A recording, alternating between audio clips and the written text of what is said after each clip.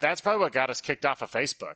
Is me Talking talking about about your my underwear. underwear. No, people link their OnlyFans to their Facebooks all the time. Oh my gosh. You This is a know, family show, Rutledge. this is a. Well, I mean, it's But that's someone's fan business. They sell only fans, right? That's what that website is. It's a fan sale website, right? They just sell fans, ceiling fans, floor fans, box fans. You got box to have the white noise so fans, you can sleep at night. Good sleep is for good success, Connor. and You of all good people should dunks. know that. And good dunks. So as we head into our fourth quarter, there's some guys that are getting some good sleep, and those are the guys with upcoming NFL Pro Days. Rutledge, what's kind of that landscape looking like this year? It's a little different. It Um, so is It is, as interrupting Rutledge says it is. It is a little different out here for pro days because there is no combine this year. There was plans to try to do something, try to make something work, but there is no combine. The big miss in the combine is going to be the medical evaluation piece that we don't have out of the combine, which some teams are going to want to know. Which, when you get medically evaluated at the combine, that's where your stock could go in. You could come in super high and be a superstar, and then they see how horrible you are in shape wise, and then your stock plummets. So pro days coming up. I wrote down some pro days, a note of some players that are going to be high draft profiles from teams that are going to have some talents. Clemson is doing a pro day on March 11th. BYU is doing a pro day on March 26th. Ohio State has one on March 30th. Here's one for you, Connor. Alabama is having two pro days because they're only allowed so many people. So they're doing one on March 23rd and March 30th. Nick Saban said on the Rich Eisen show he is doing the two pro days so that if other teams can't come or if you have a wide receiver there and they can't come out and scout, they can bring people out and see it.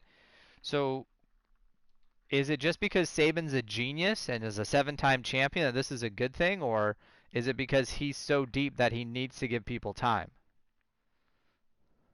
Nick Saban can recruit. I mean, he can sell an Eskimo ice. He can sell a ketchup popsicle to a woman in white gloves.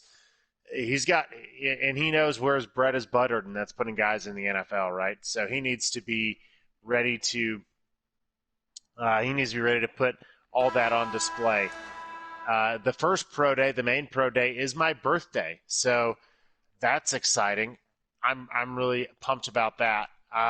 It's pro days, in my opinion, are a little difficult to judge, right, as opposed to the combine, because it's everything that you're familiar with, right? It's going to be your quarterback, or if you're a quarterback, you're throwing to your receivers, and it's you can get some elements from there just watching it off, from your eyes, watching it live, but there's definitely I don't know. I'm not. I don't think pro days are necessarily like the big be all end all. It'll be fun to watch guys throw footballs on air and not have defensive ends running at them, but still a good time. I'm putting a lot of weight into pro days for this year. They are, you're right, they're not like the combine to where it's like, all right, Connor, you now have to throw to this wide receiver you've never met who's a lot faster and more agile than what you're used to. So it's going to throw off your zing. I think if we were going to put this much weight on the pro days, the NFL should almost regulate what you do, how you prepare, try to make them as even as possible so that you don't come into knowing, okay, they're going to run their scripted plays, they're going to do their scripted drills. This is just them putting on for show, but it's kind of a best sales pitch. It's not the pure. You can prepare for the drills, but it's not a different version of preparing for the drills. I think they're going to be good. But of course, someone that all our eyes are on, which why don't we just have the draft and announce him number one already, is Trevor Lawrence. Connor, you don't seem to like the pro day thought. How do you feel about Trevor Lawrence even participating in this one? Oh man. Well, first off, Dwight Howard just fouled Devin Booker again, and Dwight as an Howard's Orlando hair Magic is fan, loving that dry heat in Phoenix. He's got all types of volume. oh yes. No, I think that Trevor Lawrence. I don't think he. If I was him, I wouldn't even participate in a pro day. He's having his shoulder surgery, and he can zoom his shoulder surgery if the surgeon would allow that, right? But what good is that going to do? What is Trevor Lawrence going to gain from throwing on air to his receivers. Um, he's already played in so many big games, already done so many things. He can do those Zoom meetings, and have coaches talk to him, about a variety of different topics. He can do those uh, interview type shows that, I know John Gruden doesn't do them anymore because obviously he's the head coach of the Raiders, but he can showcase his talents in a variety of ways that doesn't involve him potentially having a bad day. And you know, one one of the big things that people will do is one of the big things that people will do is take things way out of proportion, especially if you're the number one pick. Right? I remember even people pointing the finger at Andrew Luck, saying, "Well, should he be the number one pick? Should he not be the number one pick?" No, he should be the number one pick. So I don't even think Trevor Lawrence should participate in Clemson's pro day. Um, but I'm sure I'm wrong, and I'm sure Trevor Lawrence will participate. But what do I know? Yeah, you make a valid point. If he does have a bad day, does he lose? But even does Urban Meyer walk away from the chance to take him number one if he has a bad showing? Or do they take that film? Does Meyer sit there and that's how they just start train OTAs together in rookie camp? Be like, all right, this is what we're going to do going forward. This is what I need you to work on. So definitely kind of a wide open question on it. Who do you think should go out there, or what's a school that you think you're excited to see what their pro day does? You know, I'm always excited to. I think with that, on the other side of the coin, there are players that do need their pro day, right? The Mormon Mahomes, if you will, out there in Provo, Utah, there on March 26th. I think that folks, BYU's pro day will be pretty important. I think that just watching the FCS this spring. Uh, what is it? Zach Wilson from North Dakota State is going to have a lot of pro days this spring as he plays in the spring. So, I think that those are some of the bigger pro days that I'm excited about, just understanding how guys do. And you have taken a pretty commanding lead on me here, Rutledge. 4 points for me in this game is a commanding lead. For anyone else, it'd be like a tight lead, but for me, that's a commanding lead. As I'm just going to keep feeding you the questions. And hopefully, you're hoping that I will. You're hoping that I will just keep on not feeding the ball to DeAndre Ayton. And it didn't But happen. what do you think about the FCS spring season? As someone who actually went to an FCS college for a couple of years, I believe spring season for FCS football, it hopefully will bring some more attention to the year and will bring some love to FCS football. We're gonna skip this timeout. I like that they're doing it. I like that they waited, but I think it just shows the consistency of the NCAA.